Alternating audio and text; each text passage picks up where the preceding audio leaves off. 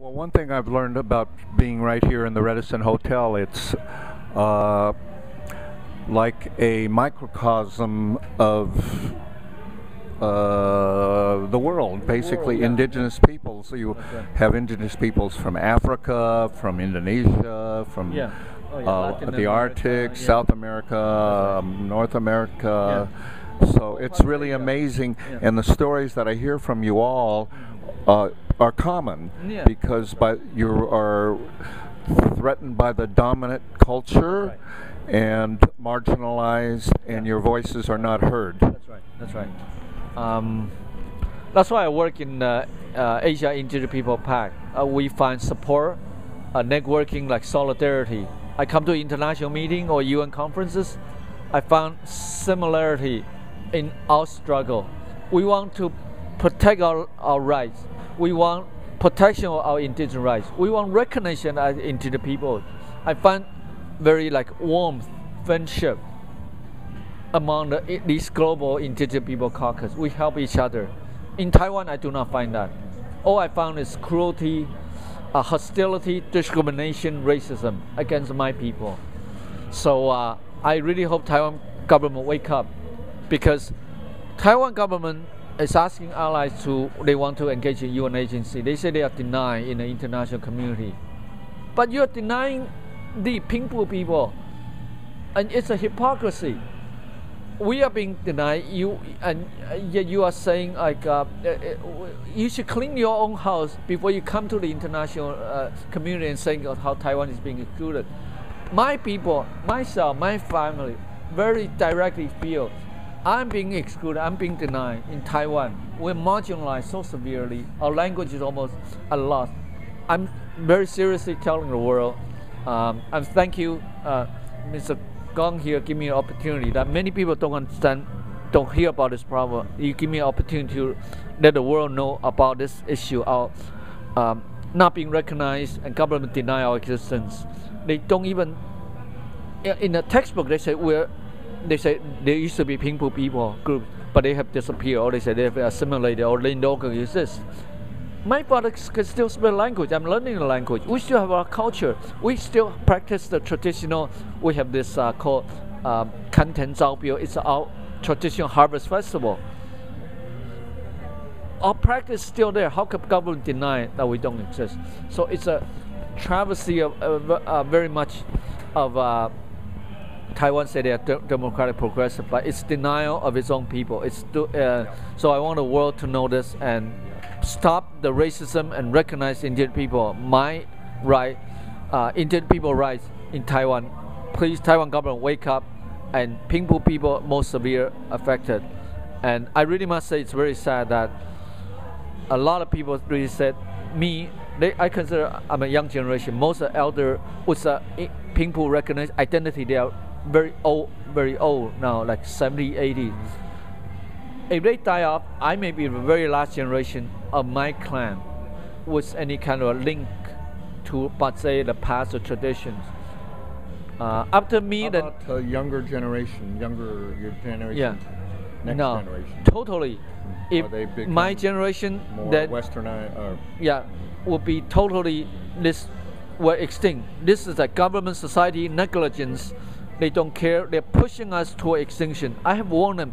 I have written newspaper articles. I've gone to many shows, interview in Taiwan.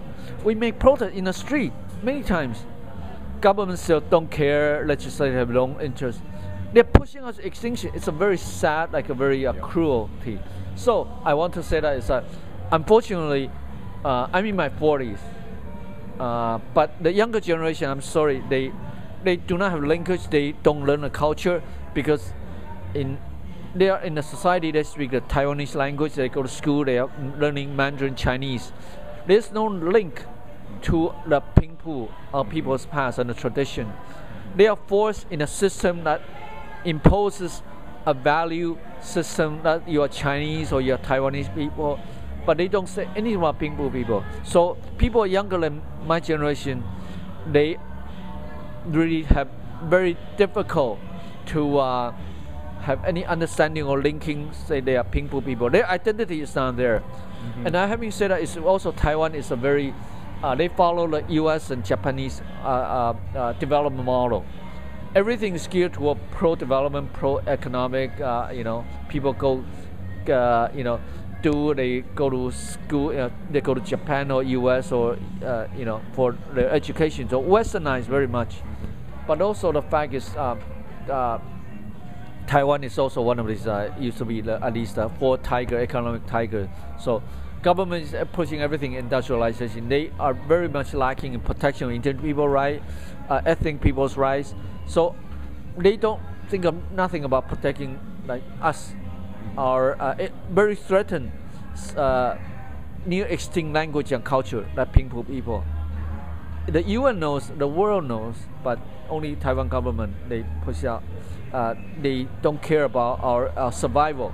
We'll be extinct as a group. So me and my father have written papers, publishing papers saying government is actually pursuing a policy of state official genocide against my people, because they don't recognize, they don't use guns and bullet cannon, but they use pen legislation denying us. With stroke of pen and publication, they say we no longer exist. That's genocide. We no longer exist. So my generation after that, really, we could be declared extinct. So which is very, very sad. Yes. And I also must say Taiwan is also why they cannot learn the Pingpu, because the school, they don't teach the Pingpu history, they don't teach about Pingpu culture. They go to school, there's a very strong pressure to conform with the mainstream. You go to school, society, then you become like a mainstream, there's a mainstream, you become part of culture, like which is either Taiwanese or Chinese. Yes. So Pingpu people, the whole culture is being totally wiped out or erased out. Yes. Well, I think I've seen examples in other countries where it's the indigenous cultures are becoming more appreciated, and like the Hawaiian people, I think they had a restoration of their traditional values and learning the language and so forth. But I appreciate your situation. And that's why we're doing this, is to get the word out, because you don't hear anything like this in the mainstream press, So I wish you luck here, and it's been a pleasure, and thank you for sharing with us. Thank you very much with this opportunity to allow me to express, let the world understand the predicament situation we're in. And thank you very much. Yeah. Thank you, Jason.